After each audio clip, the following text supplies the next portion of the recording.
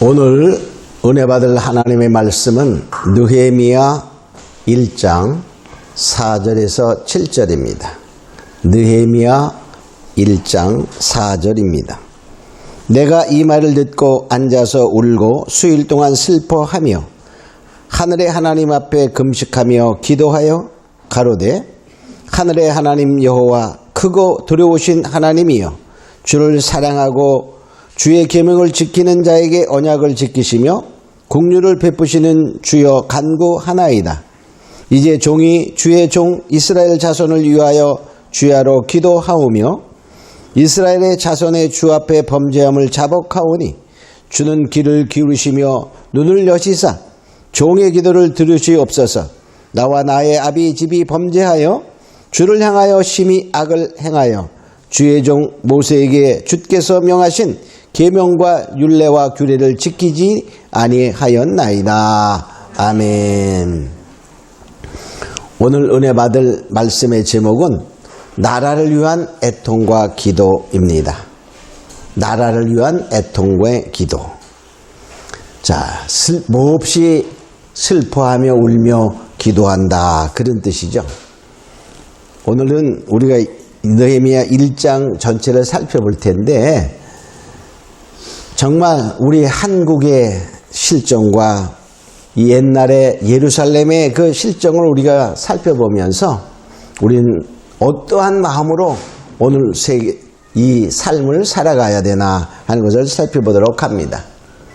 오늘날 보면 세계적으로 코로나19가 정말 좀 이렇게 줄어드는 듯 하다가 확장되고 많아지고 이러한 것이 생겨나면서 세계적인 위기와 동시에 우리나라도 많은 위기가 봉착되고 있지요. 또 이제 통제하다가 코로나와 함께, 즉 위드 코로나 이 때문에 확진자가 점점 확장되고 있어요. 그래서 나라에서 1만 명대 확진자가 나올 때를 대비하자, 막 이런 뉴스가 나오게 됩니다. 우리가 유럽을 보면 위드 코로나 하고서 정말 몇 개월 만에 5만 명 막 이렇게 확진이 되고 있지요. 또 그거를 통한 경제적인 침체, 정치적인 혼란, 또 특별히 우리는 사상적인 대립이 아주 심각한 상태에 있어요. 어떤 사람은 이렇게 말합니다.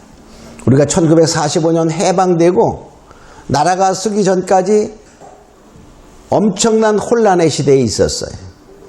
공산주의자들과 민주주의를 추구하는 자들의 정말 그 싸움, 서로 죽이고 하는 그런 싸움이 혼란돼 있었는데 그 시대 이후로 가장 혼란된 시기다, 이렇게 말하는 사람들도 있습니다.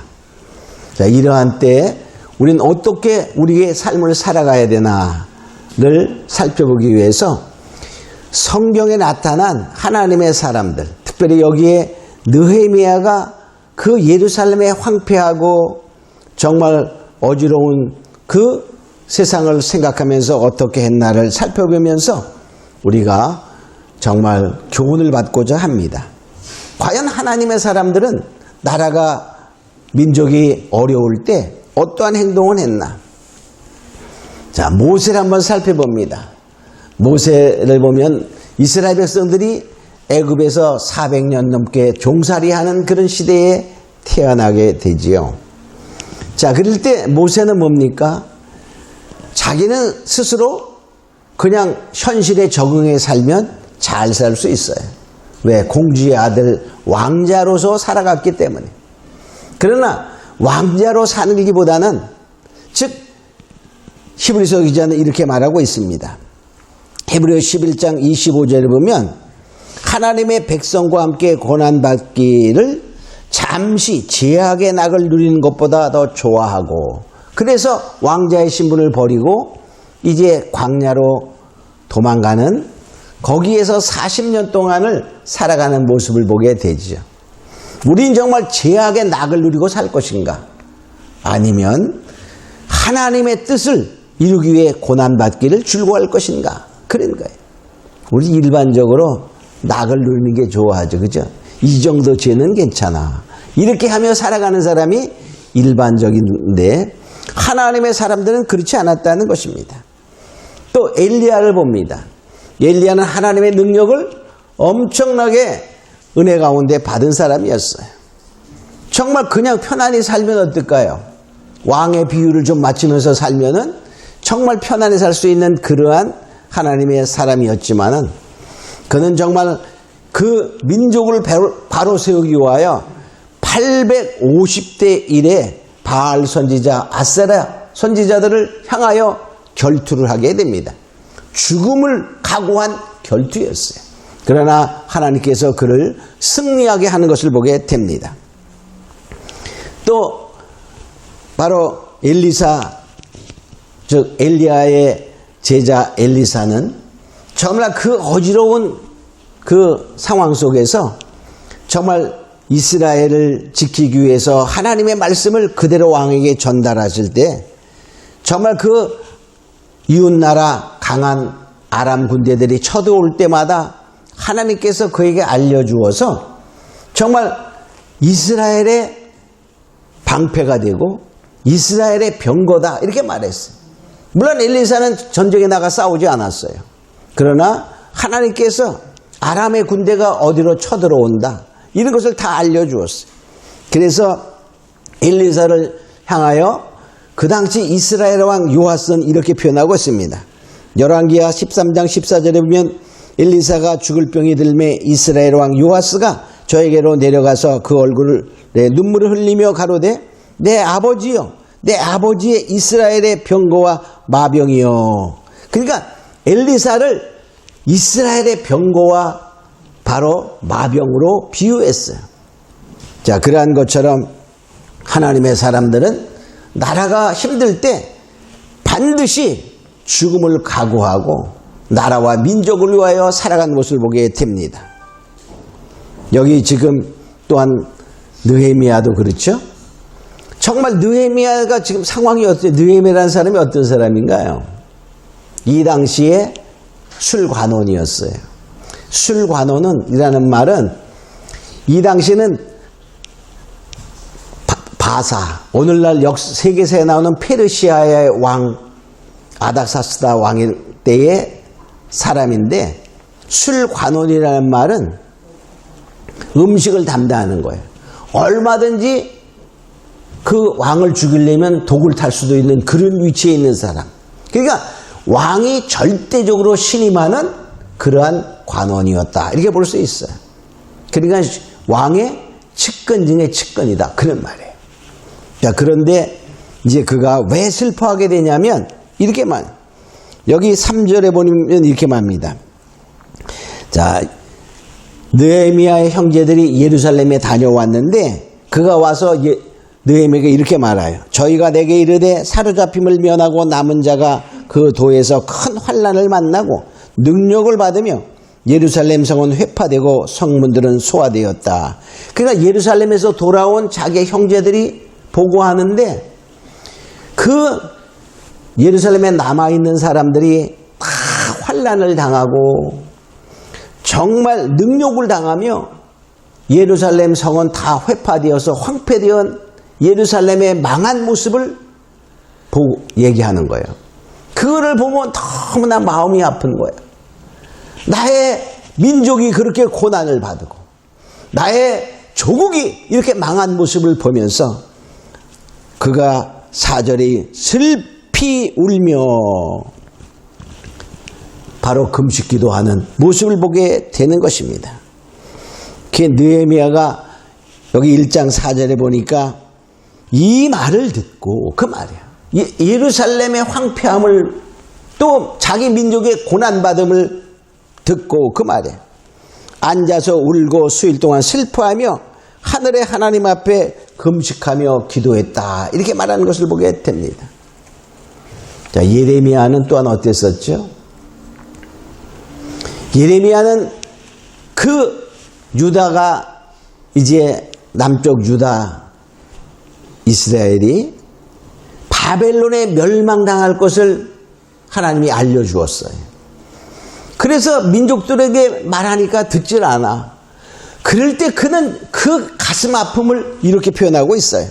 예레미야 9장 1절에 보면 어찌하면 내 머리는 물이 되고 내 눈은 눈물의 근원이 될꼬. 그렇게 되면 살육당한 내 딸 내 백성을 위하여 주야로 고급하리로다. 그러니까 내가 정말 이제 눈물을 흘려서 흘릴 눈물이 없어요.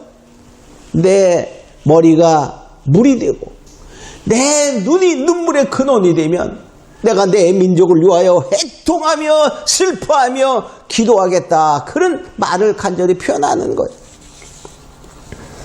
자, 우리는 정말 이 나라가 앞으로 어떻게 갈 것인가 우리가 기도해야 된다는 거예요. 정말 이제 우리의 미래는 어떻게 전개될 것인지 정말 너무나 우리가 애처로운 상황 속에 있다고 볼 수 있어요. 미래의 축복의 대한민국이 될 것인가 아니면 정말 재앙의 미래로 갈 것인가 이러한 기로에 서 있다라고도 볼 수 있어요. 우리는 보면은 자 요새 보면은 종전선언 이런 것이 우리가 많이 뉴스에 나타나고 있죠. 근데요, 자 우리가 역사를 보아야 돼. 종전하면 전쟁이 끝나는 거야. 정말 그렇게 되면 얼마나 좋겠어요. 그러면 진짜 평화가 온다면 환영에 대환영을 해야죠. 그러나 종이 쪽지의 협정으로 약속으로 평화가 오는 것이 아니라는 것을 알아야 돼.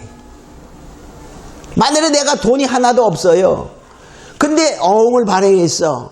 10억 한 달 후에 줄게. 그 돈 좀 빌려줘. 빌려줄까 안 빌려줄까? 여러분 같으면 빌려주겠어요 안 빌려주겠어요? 안 빌려주지. 근데 내가 아주 부자야. 수백억의 그러한 것을 갖고 있어. 근데 그러면 그것을 확실히 알아. 그리고 신용이 있어. 그러면 빌려줄까 안 빌려줄까? 빌려줄 수 있어요. 그렇죠? 자, 우리는 바로 이러한 모든 것이 믿어지고 인격적이고 모든 것이 충족된다면 때로는 종이도 그 효력을 발행할 수 있어요. 그러나 그 말이야. 종이가 언제나 약속을 지켜주는 것은 아니라는 거예요. 그래서 우리는 뭐냐? 역사를 살펴보면 중국은 공산주의입니까? 민주주의입니까? 다 알죠. 그죠? 거기는 중국은 공산주의야. 근데요, 본래부터 공산주의로 출발한 것이 아닙니다. 우리가 역사를 보면 중국이라는 나라가 생기기 전에 청나라가 있었어요. 청나라. 그죠? 청나라가 있다가 청나라가 1911년에 망합니다. 망하고 이제 거기에 그냥 공화국이 성립된 것이 1911년 손문이라는 사람에 의해서 그것이 돼. 그때에 이제 우리가 모택동은 18살이었어요. 18살 하나의 청년으로서 그 혁명군의 하나의 병사로 참여를 하게 됩니다. 자, 그런데 중국에 공산당과 국민당이 있었어요. 또 국민당이 1차, 2차에 거쳐서 국민당과 공산당이 합작하는 일이 있었어. 몰라면 협정을 한 거야, 협정을. 근데 결과적으로 어떻게 됐죠? 나중에 중국은 1949년에 국민당은 대만으로 쫓겨가고 중국 전체를 공산화시켰어요. 역사를 다 설명하려면 힘드니까. 근데 공산당이 맨 처음에 창설될 때에 1921년에 상하이에서 중국 공산당 그 국민회의를 열었는데 13명이 참석했어. 공산당원은 57명. 그렇게 아주 빈약한 그러한 존재들이었는데 나중에 1945년에 일본이 물러가는 해방되는 그때에 100만 명의 당원으로 100만 명의 조직이 형성됩니다. 응? 자, 결과적으로 국민당이 막강한 힘을 가졌던 국민당이 2차 협정을 통해서 결과적으로 공산당에게 무너지는 그런 것들이 있죠. 또 우리가 베트남을 봅니다. 베트남도 평화협정을 맺었어요. 1973년에. 그리고 75년에 공산화됐습니다. 얼마 전에 우리가 8월 15일 날 아프가니스탄 탈레반이 점령을 했을 때 바로 작년에 협정을 하고 미군이 철수하기 3개월도 채 안 돼가지고 탈레반이 완전히 정권을 장악합니다. 이 협정은 힘이 없을 때의 협정은 협정이 아닙니다. 공산주의 레닌 교시에 뭐가 있냐면 협의와 평화의 이러한 협정은 내가 힘이 약할 때 협정이 필요한 것이고 강해지면 자동으로 파괴하는 것이다. 이러한 교시가 있어요. 그래서 우리 이런 말들이 있습니다. 평화를 원하냐? 그러면 전쟁을 대비하라. 그런 말이 있어요. 전쟁의 수단을 거부한 자는 그렇지 않은 자의 수하에 들어간다. 응? 우리는 이제 우리 국민이 국가의 위기의식이 무엇인가를 깨달을 때인 것입니다. 그래서 이 느헤미야가 그러한 것을 국가의 재앙을 보면서 기도했던 것을 우리가 살펴보면서 교훈을 받고자 합니다. 자, 첫 번째 느헤미야는 정말 애통하는 마음으로 기도했어요. 여기 4절에 보니까 내가 이 말을 듣고 그 말이에요. 그 말은 2절 3절의 말을 듣고 그 말이에요. 이스라엘이 황폐됐고 남아있는 자들이 능욕을 당하고 고통당하는 것을 보고 듣고 앉아서 울고 수일 동안 슬퍼하며 그랬어요. 느헤미야는 조국의 소식을 듣고 그 소식을 알고 정말 애통하는 마음을 가졌다는 것입니다. 근데요, 그 애통하는 마음을 잠깐 갖고 없애는 게 아니야. 우리도 어떨 땐 그래. 이러다가 애통하는 마음을 갖다가 잠시 후에 잊어버려. 그죠? 왜? 살기 바쁜데. 또 나하고는 상관이 없어. 이런 생각을 갖게 되는 거야. 그러나 느헤미야는 그렇지 않았어요. 계속적으로 그런 마음을 가졌다는 거야. 그 어떻게 나오냐면요. 자, 1장 1절에 보면 느헤미야가 그 소식을 들을 때는 여기 1장 1절에 보면 아다사스다 왕 제20년 기슬르월에, 기슬르월은 우리 오늘날로 따지면 11월이나 12월쯤 돼요. 근데 수심이 언제까지 가득했냐면, 자, 2장 1절에 보면 아다사스 왕 20년 니산월에 왕의 앞에 술이 있기로 내가 들어 왕에게 드렸는데 내가 왕의 앞에 수색이 없었더니, 그 아주 수색이 없었는데 수석이 그 아주 근심하는 모습을 보게 됩니다. 그러니까 결과적으로 여기 보니까, 자, 왕 2절에 이렇게 왕이 말합니다. 네가 병이 없거늘 얼굴에 어찌 수색이 있느냐. 그러니까 그 슬퍼하는 모습이 왕에게 보였다 그 말이야. 아니, 그러면은 그전에도 드렸을까 안 드렸을까? 드렸어요. 근데 똑같이 슬퍼하는 마음이 있었는데 왕의 눈에 안 띄는 거야. 얼마큼 기도. 여기에 니산월은 3, 4월입니다. 그러니까 뭡니까? 약 4개월 후에 그 말이에요. 애통하며 기도하며 금식하며 하기를 약 4개월 동안 한 후에 왕의 마음이 변화되어서 느헤미야의 심령을 보게 되는 것입니다. 그 말은 뭡니까? 우리가 그러한 마음을 가지고 계속적으로 기도할 때에 하나님께서 응답하는 역사가 있다는 것이죠.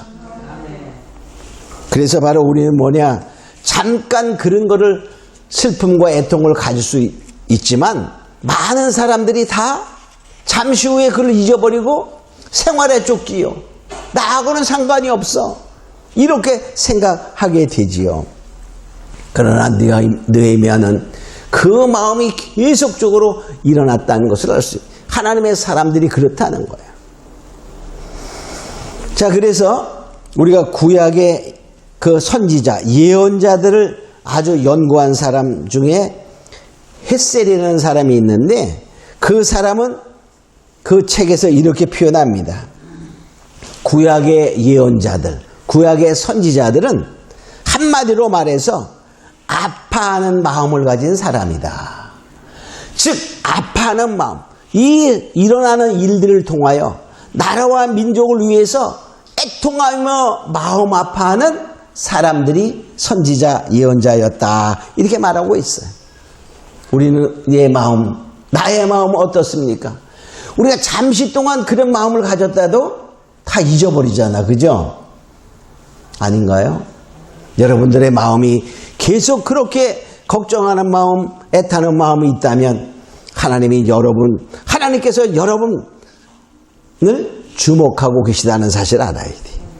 할렐루야. 자, 두 번째 바로 뭐냐? 회개의 역사가 있어야 합니다. 여기 보니까 이 6절 7절에 이렇게 말하고 있어요. 이제 종이 주의 종의 이스라엘 자손을 위하여 주야로 기도하오니. 자, 여기 보니까 이스라엘의 자손의 주 앞에 범죄함을 자복하나이다. 범죄함을 자복하나이다. 응? 나와 나의 아비집이 범죄하여 하나님의 법도를 지키지 아니하였나이다 하면서 기도하는 것을 보게 됩니다. 그럴 때 바로 우리는 회개의 역사가 일어나는 거죠. 회개는 하나님께 돌아가는 거예요. 누가복음 15장에 보면 탕자의 비유가 나오죠. 둘째 아들이 아버지에게 자기의 몫을 달라고 멀리 떠났다. 다 돈 떨어지고 이제 굶어 죽게 되었어요. 그럴 때 그가 뭡니까? 아버지 집에는 품꾼도 잘 먹고 잘 사는데 하고 깨달았어. 그리고 자리를 들고 벗어나서 돌아갑니다. 즉 깨닫고 행동으로 돌아가는 거예요. 이제 내가 아버지 집에 가서 아들이 아니어도 좋다. 품꾼의 하나라도 써달라고 하며 의지적으로 돌아가는 그러한 모습이 바로 회개하는 것이죠. 여기 보니까 느헤미야는 자기와 자기의 민족을 대신하여 기도하는 모습을 보게 되는 거예요. 그러니까 우리도 마찬가지야. 우리의 나의 죄도 회개하지만은 이 나라와 이 민족이 주님 앞에 온전히 돌아서게 해달라고 이러한 것을 고백하며 죄를 고백하며 우리가 동성애는 나는 동성애 아니야 관계없어 이게 아니라 동성애를 우리가 쫓아가는 많은 믿는다는 사람들이 그런 행동에 대하여 우리가 고백하고 자복하며 주의 용서를 기도해야 된다. 그런 말인 것입니다. 자, 그래서 바로 뭐냐? 우리가 이 하나님은 죄도 미워하지만 우리가 죄져서 망하죠. 그런데 죄진 것 때문에 망하는 게 아니라 죄를 지을 수 있어요. 그러나 뭡니까? 회개하면 용서가 되는 거예요. 죄 때문에 망하지만은 죄를 지어서 망하는 것보다는 회개하지 않아서 망하는 거다. 이렇게 봐야 되는 것입니다. 그래서 바로 우리는 뭐냐? 누구나 죄를 지을 수 있으되 나에게로 돌아오라. 돌아온 자는 하나님이 용서하신 것을 보게 됩니다. 욥기서 22장 23절에 보면 내가 만일 전능자에게로 돌아가고 또 내 장막에서 불의를 멀리 버리면 다시 흥하리라. 그러니까 죄 가운데 있다가도 뭐죠? 이제 우리가 다시 주님께 돌아오면 다시 흥하는 축복의 역사를 하겠다 하는 것입니다. 또 세 번째, 느헤미야는 말씀을 의지하고 기도했습니다. 말씀을 의지하고 말씀을 붙들고 기도하는 거예요. 여기 보니까 8절에 9절에 이렇게 말합니다. 옛적에 주께서 주의 종 모세에게 명하여 가라사대 만일 너희가 범죄하면 내가 너희를 열국에 흩을 것이요 만일 내게로 돌아와서 내 계명을 내 계명을 지켜 행하면 너희 쫓긴 자가 하늘 끝에 있을지라도 내가 거기서부터 모아 내 이름으로 두려고 택한 곳으로 돌아오게 하리라. 돌아오게 하리라. 이 말씀을 기억하옵소서. 그러니까 주님이 이게 신명기에 모세를 통하여 약속하는 거예요. 너희들이 말씀을 안 지키고 범죄하여 하면 온 세계를 흩어서 벌할 것이다. 그러나 거기에서 돌이키고 나에게로 돌아오면 너희가 저 멀리 돌아올 수 없는 그런 곳에 있다. 즉 뭐냐, 하늘 끝에 있다. 그 말은 인간의 힘으로 돌아올 수 없는 거예요. 그렇다 할지라도 내가 너희를 다 조국으로 불러 모아 다시 모을 것이고 축복할 것이다. 그런 약속의 말씀을 모세를 통하여 하신 그 말씀을 붙들고 기도하는 거예요. 그러니까 우리 뭡니까? 아무리 징계의 고난이 있다 할지라도 하나님의 말씀을 붙들고 우리가 돌아오면 하나님이 고치신다고 말씀하셨잖아요. 라고 말하면서 우리가 뭡니까? 돌아오는 거야. 그러면 하나님이 고치신다는 거야. 내가 만약에 병 들었어. 죽을 병이 들었어. 병원에 가도 모른대. 병원에도 모른다. 그것은 반드시 하나님의 모략이 있는 병입니다. 그러면 어떻게? 하나님이 고치신다고 말씀하셨잖아요. 돌아오면 고치신다고 말씀하셨잖아요.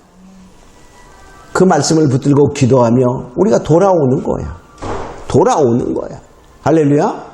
그러면 하나님이 그 말씀을 하나님은 실현하지 아니하고 약속을 어기지 아니하시는 하나님이시기 때문에 그 약속의 말씀을 실현한다는 것입니다. 우리가 이런 것을 알고 우리는 이제 이 나라와 민족을 위해서 정말 마음 아파하며 애통하며 기도하는 자가 되고, 할렐루야. 정말 우리가 진정으로 주님께 돌아오는, 그리고 하나님의 말씀을 붙들고 기도하는 자가 되어 정말 이 나라가 미래의 축복의 나라, 정말 세계에서 우리가 많은 예언자들이 대한민국의 축복을 예언한 자들이 많이 있습니다. 그 축복의 예언대로 우리가 진정으로 주님께 돌아오면 하나님께서 우리 대한민국을 정말 세계의 1등 국가가 되도록 축복하실 것을 우리가 믿습니다. 그러나 만일에 돌아오지 아니하고 범죄 가운데 있다면 그 재앙은 이스라엘 민족을 보면 알아요.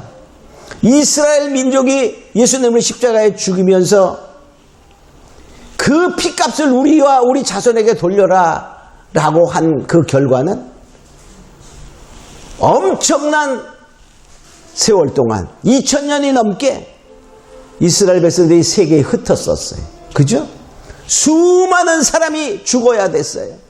이러한 재앙이 있었던 것을 우리가 역사적 교훈으로 보면서 하나님의 말씀은 정말 1.1핵도 떨어지지 아니하고 이루시는 하나님의 약속의 말씀을 우리가 믿고 더욱더 우리는 정말 주님께 나아가 느헤미야의 기도가 내 기도가 되어 대한민국이 축복의 나라, 정말 축복의 미래가 전개되는 우리나라가 될 수 있도록 기도하는 자 되기를 원합니다. 우리 다 같이 통성으로 잠깐 기도하겠습니다. 고마우로 하신 아버지 하나님 감사합니다. 이제 바로 우리는 이제 느헤미야가 예루살렘의 황폐함과 그들의 정말 고난받는 것을 보며 마음 아파 애통하며 기도하며 정말 온 민족이 주께 회개하며 돌아오기를 기도했던 것처럼 또한 말씀을 붙들고 기도한 것처럼 우리는 정말 느헤미야가 내 기도가 되게 하시고 우리의 기도가 되어 이 나라와 이 민족이 정말 미래에 더욱더 축복의 나라가 될 수 있도록 역사하여 주시옵소서. 감사하고 믿사하며 예수님의 이름으로 기도합니다. 아멘.